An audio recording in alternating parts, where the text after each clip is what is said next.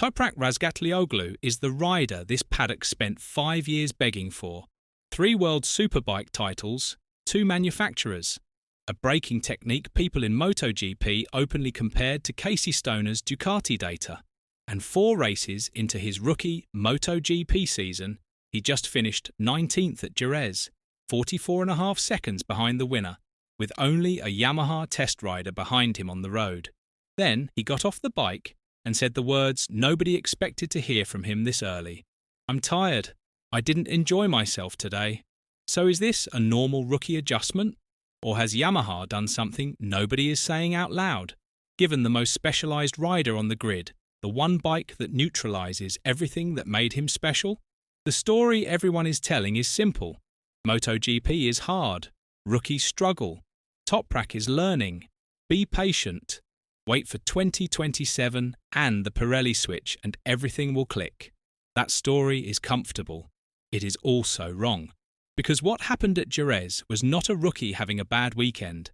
It was a generational rider hitting the same wall he has been hitting at every race so far this season.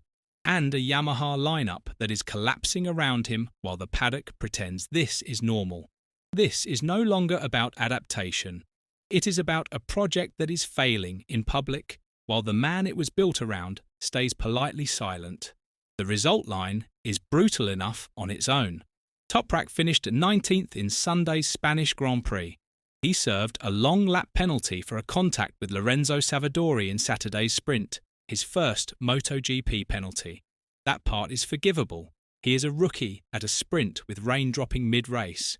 What is not forgivable is what happened underneath the result. He spent the entire weekend fighting an engine braking problem on the V4 M1. The same problem he flagged in Thailand. The same problem he kept flagging through Brazil and Kota. By his own words at Jerez, "I have the same problem at every race. The bike will not stop the way he needs it to stop." And stopping is the entire foundation of his riding. Toprak does not talk like that. He is the man who turned World SBK into a one-man circus. The rider whose stoppy celebration became a brand. The guy whose nickname is El Turco and whose default mode is laughing. He does not get tired. He gets even. So when he says, "I'm tired," 4 races into his rookie year, on a track he knows by heart, that is not a quote. That is a verdict. Not on himself, on the bike. And when a rider this stubborn admits he is tired this early, the question is not whether the bike will improve. It is whether it will improve fast enough to stop him giving up on it in private.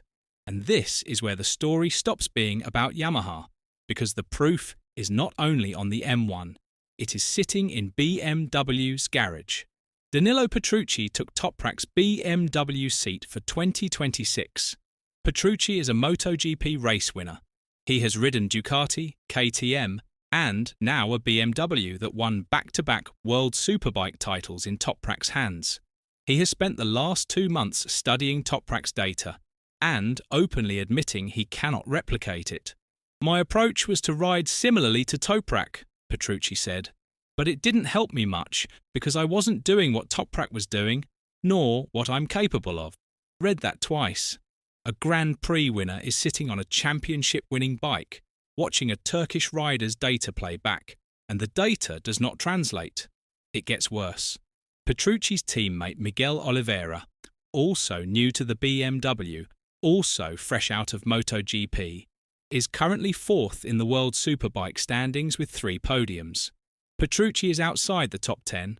Same bike, same garage, same engineers. The only thing missing from Petrucci's side is the rider whose seat he took. Petrucci even admitted what most riders would never say out loud, that he tried to copy Toprak's style and only made himself slower. This is not a rival being polite.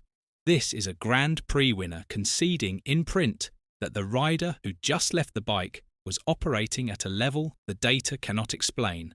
And now that rider is sitting on a Yamaha that punishes everything that made him untouchable. That is the BMW side of the picture. The Yamaha side is uglier. Toprak is on a V4 with an engine brake flaw that specifically attacks the corner phase he built his career on. He is leaning on Andrea Dovizioso for advice, a triple MotoGP runner-up. And even Toprak admits the gap is real. He is explaining, but it's not always easy to do. That line is small. It tells you everything.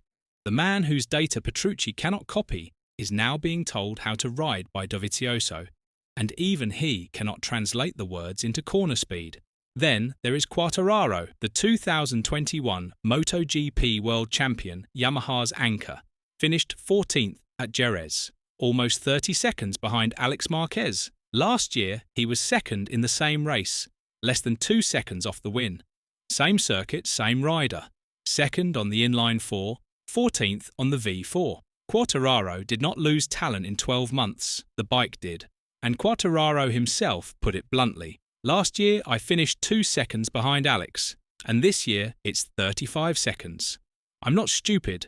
I still know how to ride. That is not a struggling rookie talking. That is the project's lead rider exposing the project. People thought Toprak's struggles were about a rookie meeting MotoGP. They were really about a generational rider meeting a broken bike. The V4M1 is not a development project that needs patience. It is a machine that has actively gone backwards from the inline 4 it replaced. And the data is not hidden. It is in Quartararo's race results, lap by lap, a year apart. The rider Yamaha needed to keep is finishing 30 seconds off the win on the bike Yamaha asked him to defend.